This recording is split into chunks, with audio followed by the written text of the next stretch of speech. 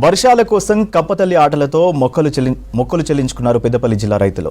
మంత్రి మున్సిపల్ పరిధిలోని గంగాపురిలో వర్షాలు కురవాలని కప్పతల్లి ఆటలను, రోకలికి చుట్టిన తడిబట్టలో కప్పలను ఉంచి ప్రత్యేక పూజలు చేశారు.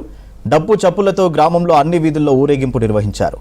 ఆచారంగా వస్తున్న కప్పతల్లి పూజలతో వరుణదేవుణ్ణి ప్రార్థించారు గ్రామస్తులు. వర్షాలు సమృద్ధిగా కురిసి పంటలతో జిల్లా సస్యశ్యామలం కావాలన్నారు రైతులు.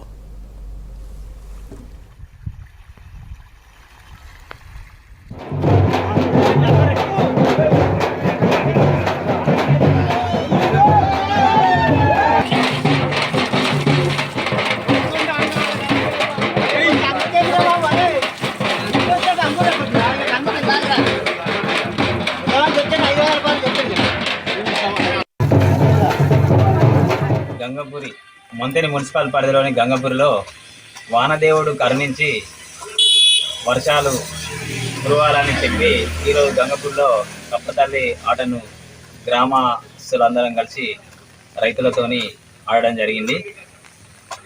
ఈ ఆటను పంచపాండవుల గుడి దగ్గర నుంచి ప్రారంభించడం జరిగింది.